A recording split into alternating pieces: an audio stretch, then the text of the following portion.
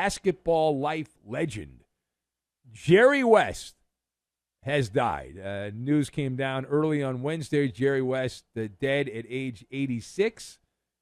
And he's been remembered by everybody. All kinds of tributes coming in, all the usual suspects there at the NBA Finals. The fans who attended Game 3 there in Dallas, they paid their tribute, or the NBA paid their tribute, forcing the fans to pay respects to the Basketball Hall of Famer multiple times there. They had a pregame video tribute, a lengthy moment of silence before the game. Jerry West most associated with the Lakers, but more on that in a second. For the past 7 years, West has provided his wisdom to the People's Team. His final chapter as an NBA, a bigwig and all that. He was a senior advisor to the Clippers and responsible for them getting to the Final Four a couple years back. But let us discuss the question. So Jerry West passes away, and it's the proper thing, right? I mean, we're all going to die at some point. It's a good, healthy life. 86 years is a good run. But Jerry West passing away, how are you going to remember the logo? How are you going to remember the logo? So it's very important to do this now. And we're going to save this in the podcast because over time, your memory fades and you forget certain things and you only remember certain things, and that's just the way it is. But my observations, I've got Midas, AC/DC, and the Kickapoo Medicine Company. And we will combine all of these things together, and we are going to create some witchcraft. I know that Justin in Cincinnati loves the witchcraft. He's a big fan of that. So, number one. All right, stop. The thing's broken. The cockroaches got in there. So my first thought on eulogizing Jerry West is a class personified. There's only one person I know in the L.A. media. My years of being around L.A., we do a national show now for years, but people I know that were around in Jerry West's heyday with the Lakers, only one person I know that doesn't like him. Everyone else likes him, and I can just base this off my personal experience. I'm a big believer in you just judge people how they treat you. I think that's a big thing, but not based, for example, on some cheeseball film which was made somewhat recently about the Showtime Lakers that made Jerry West look like a total dope. But I was lucky enough to have a mutual friend, a couple of people that knew Jerry West, and so I got to be around him a bit. It was after the Showtime Lakers, but before the Kobe Shaq Lakers. It was the Club Said Lakers, the Nick Van Exel Lakers, that era of the Lakers, before I hated them with a passion. But anyway, this guy, Big Joe McDonald, was a larger-than-life in more ways than one talk show host in Los Angeles. He had the afternoon drive show, and Joe was a buddy of mine.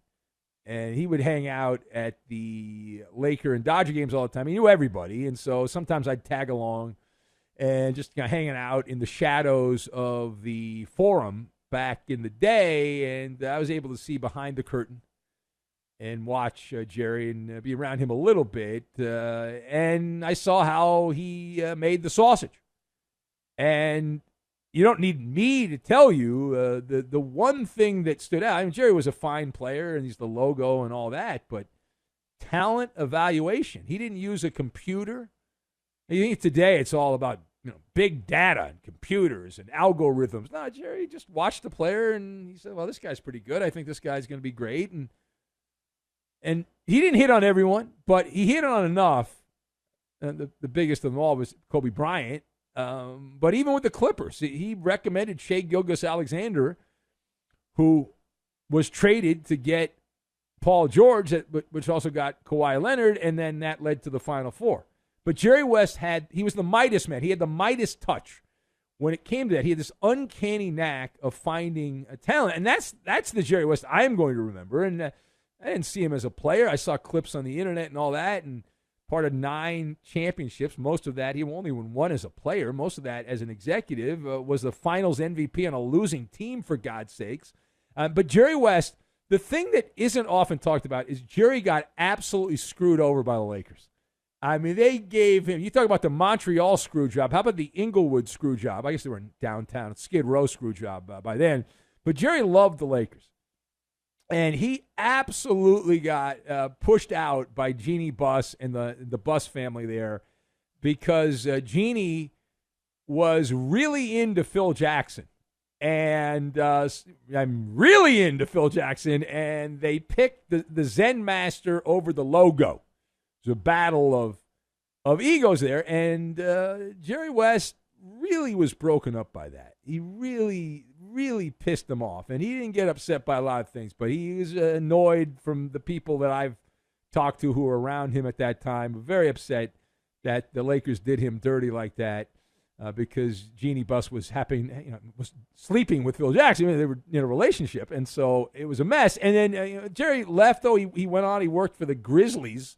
They actually had some good teams when he was in Memphis. The Warriors was there as an advisor and is credited loosely with some of the secondary pickups the Warriors had in their glory run in the Bay Area, and then the Final Four with the Clippers. And all of that after he got kicked out of the Lakers building.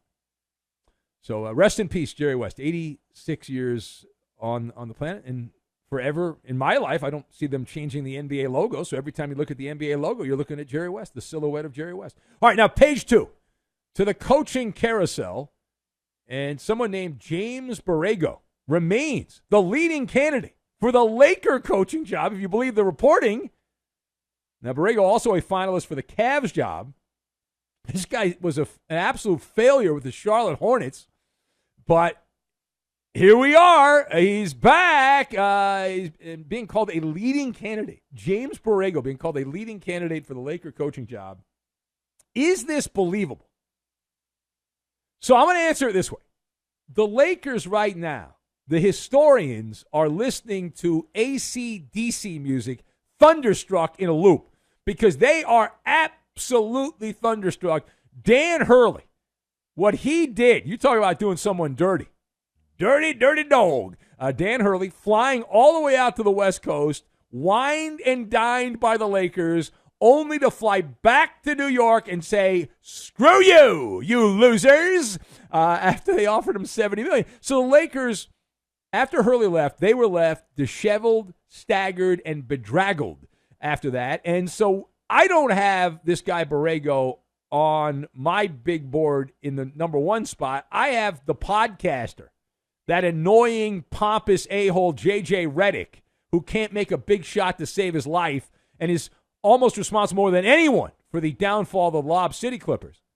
But J.J. Redick is still my default favorite for the job. But Borrego, he's not off my big board. I don't do lists. I do big boards. He's not off my big board because of the discount rack nature of that hire. He's a retread, lifelong assistant coach, an occasional head coach.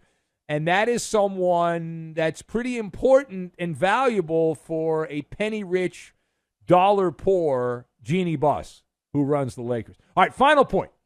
And the final stop is in Brooklyn. Brooklyn in the house. We have great callers like Uncle Mo and Marcel in Brooklyn, and others that have called the show from Brooklyn. But the Nets guard Ben Simmons.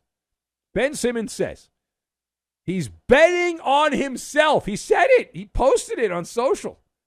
Betting on himself. Are you buying what Ben Simmons is selling, the Nets guard? Not only am I not buying this, this is the kind of product that has you go out of business. That's how bad the product he is selling is. Now, I can't tell you beyond a reasonable doubt that Ben Simmons is the employee of the year for the Kickapoo Medicine Company.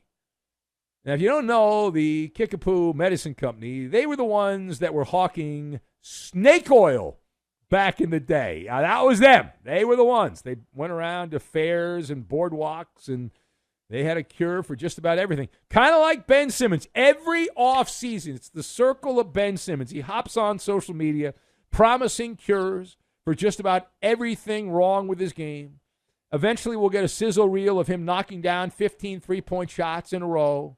Perfect, nothing but net. He's got all kinds of magic potions, Ben Simmons. And then the season starts. He sucks. He suffers a phantom injury. He is then shut down for the season and then starts selling the snake oil all over again. Wash, rinse, repeat. Period, stop.